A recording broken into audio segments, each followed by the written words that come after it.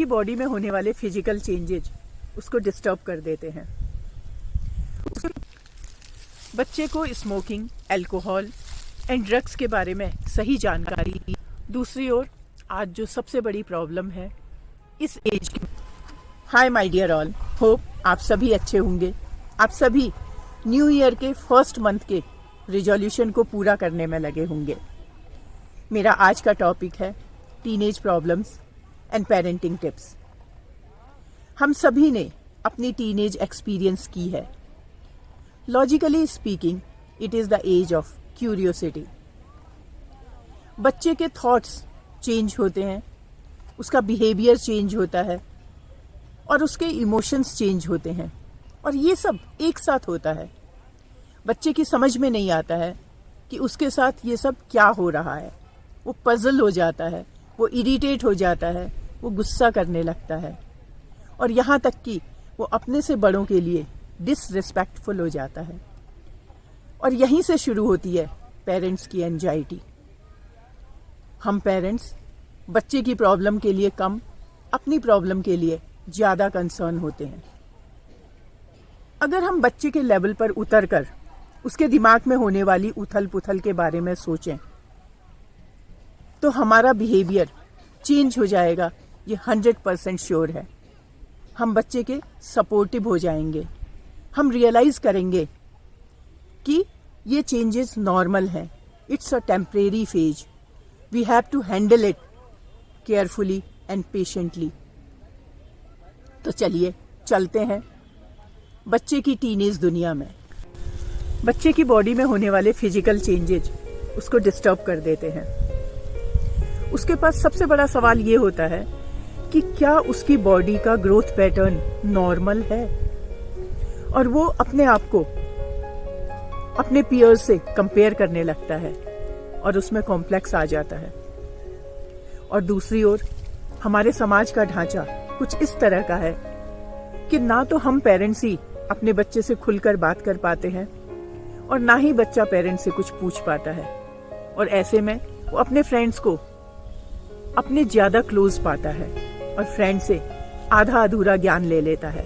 और यहीं से शुरुआत होती है कि बच्चा पेरेंट्स को अवॉइड करता है और अपने फ्रेंड्स के साथ कंफर्टेबल फील करता है। बच्चे के फिजिकल डेवलपमेंट के साथ साथ उसका मेंटल डेवलपमेंट भी शुरू हो जाता है। उसमें reasoning skill, logical skill develop होने लगती है। वो लॉजिकल बातें करने लगता है, तर्क संगत बातें करने लगता है। वो दूसरे के पर्सपेक्टिव को, दूसरे के दृष्टिकोण को समझने लगता है। उसमें सेल्फ आइडेंटिटी का सेंस आने लगता है। वो चाहता है कि वो घर के बड़ों के डिस्कशन का पार्ट बने। वो अपनी सराउंडिंग और अपनी सोसाइटी से अपने आप को रिलेट करने लगता है।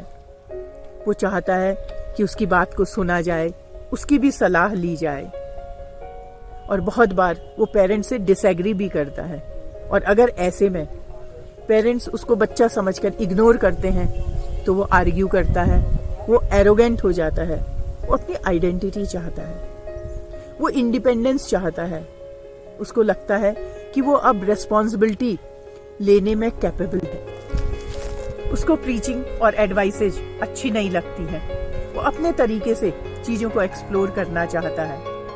उसे पेरेंटल कंट्रोल इरिटेट करता है। फैमिली, सोसाइटी की टोका टाकी उसकी ऑटोनॉमी को डिस्टर्ब करते हैं। वो फ्रेंड्स के साथ घर से बाहर टाइम स्पेंड करना चाहता है। वो जो अपना बर्थडे घर पर सेलिब्रेट करता था, अब अपने फ्रेंड्स के साथ बाहर सेलिब्रेट करना चाहता है, जिसकी वजह से वो इंडिपेंडेंट डिसीजन लेना शुरू कर देता है। वो पेरेंट्स से रिबेलियस हो जाता है। उसका बिहेवियर इम्पल्सिव हो जाता है। और इसके साथ ही टीनेज बच्चों को रिस्क लेना अच्छा लगता है। उन्हें नए एक्सपेरिमेंट करने में प्लेजर मिलता है। आपने नोटिस किया होगा कि इसी एज ग्रुप के बच्चे रेस ड्राइविंग करते हैं। और टीनेज के लिए पीयर अप्रूवल बहुत मैटर करता है, जिसकी वजह से बहुत बार बच्चों को पीयर प्रेशर की प्रॉब्लम भी फेस करनी पड़ती है और वो गलत रास्ते पर भी चले जाते हैं। इसके अलावा बच्चे में बहुत ज़्यादा इनसिक्योरिटीज़ होती हैं, जैसे कि बच्चा अपने लुक्स को लेकर बहुत ज़्यादा कंसर्न रहता है, उसमें स्टडीज़ का स्ट्रेस होता है, वो अपने पीयर रिलेशनशिप के लिए डे ड्रीमिंग करता है। इन शॉर्ट, नेगेटिव फीलिंग्स जैसे कि stress, anxiety, worries, shame, confusion, eating disorder, low self esteem, lack of confidence, अकेले में रहना, difficulty to adjust new situations, ऐसी प्रॉब्लम्स वो फेस करता है। अब बात करते हैं एज अ पेरेंट हमारी प्रिपेयर्डनेस हमारे बच्चे की टीनेज जर्नी को कैसे आसान बनाती है। ये बात सही है कि पेरेंटिंग एक कॉशियस एफर्ट है। जब आपका बच्चा प्राइमरी स्कूलिंग कंप्लीट करके मिडिल स्कूलिंग के लिए जाता है तो आप उसको मेंटली प्रिपेयर करते हैं। आप उसे बताते हैं कि अब वो बड़ी क्लास में आ गया है। आप उसको उसके नए इन्वायरमेंट और नई रेस्पॉन्सिबिलिटी का एहसास करवाते हैं। ठीक इसी तरह से आप बच्चे को बताइए कि मिडिल एज के बाद टीनेज आती है और इस पीरियड में ग्रोथ में एक सडन स्पर्ट होता है जिसमें हाइट बढ़ती है, बॉडी डेवलप करती है और मेंटल ग्रोथ होती है, जिसके लिए न्यूट्रिएंट नीड्स भी बढ़ती हैं और राइट ईटिंग हैबिट आपके फिजिकल एंड मेंटल ग्रोथ के लिए एक बूस्टर का काम करती है। बच्चे के लिए उसके इंटरेस्ट के अकॉर्डिंग क्रिएटिव प्लान शेड्यूल करिए, उसको बिजी रखिए ताकि वो अपनी एनर्जी को सही डायरेक्शन में चैनलाइज कर सके। उसको एक्स्ट्रा एक्टिविटीज़ में इतना इन्वॉल्व कर दीजिए कि उसके पास फालतू टाइम ना रहे अकेले में रहने का या सोशल मीडिया पर टाइम पास करने का। इस एज पर बच्चों को एडवेंचरस एक्टिविटीज अच्छी लगती हैं, तो उनको मॉल की जगह अम्यूजमेंट पार्क में लेके जाइए, लॉन्ग ड्राइविंग पर लेके जाइए, उनके साथ टीटी, बैडमिंटन, लॉन टेनिस वगैरह खेलिए, उनको किसी कंसर्ट में लेके जाइए।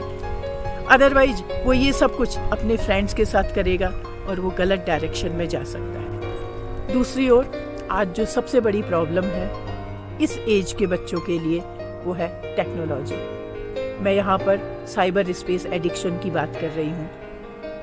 बच्चा आउट ऑफ क्यूरियोसिटी इसमें ट्रैप हो जाता है।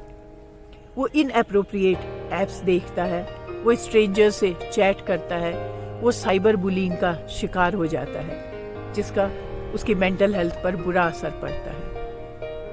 पेरेंट्स को भी चाहिए कि वो अपने मोबाइल के टाइम को लिमिट करें, मैक्सिमम टाइम फैमिली को दें, साथ बैठकर खाना खाएं, मूवी देखें, मैच देखें, new technology, sports, news, studies, बच्चे के फ्रेंड्स के बारे में डिस्कस करें। साथ में पेरेंट्स अपने आप को एजुकेट करें न्यू वेबसाइट के बारे में, न्यू ऐप्स के बारे में। आपको पता होना चाहिए कि आपका बच्चा नेट पर क्या देख रहा है। बच्चे के साथ आपका बिहेवियर बैलेंस्ड होना चाहिए। प्यार के साथ साथ पेरेंट्स का डर भी बच्चे में होना चाहिए।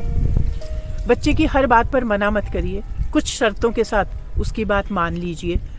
अगर बच्चा फ्रेंड के बर्थडे में जाने की बात करता है तो आपको फ्रेंड के बारे में पूरी जानकारी होनी चाहिए। लौटने का टाइम फिक्स करिए और बच्चे को बता दीजिए कि इस बार तो अलाउ कर दिया लेकिन बार बार नहीं।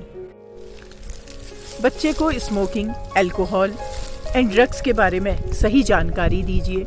उसको बताइए कि मे बी आपके कुछ फ्रेंड्स इन चीज़ों को ट्राई करते हों, आपको भी इन्फ्लुएंस कर सकते हैं।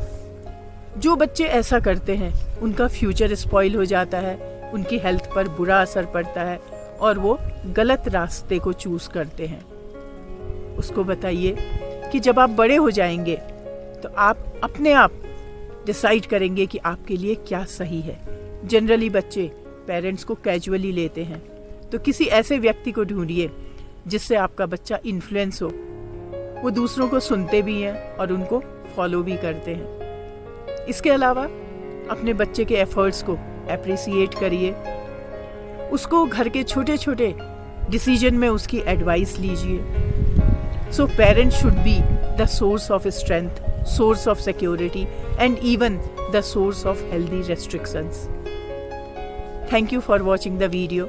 फिर मिलते हैं एक नई सोच के साथ आपके अपने ही YouTube channel Manjusha an influencer में।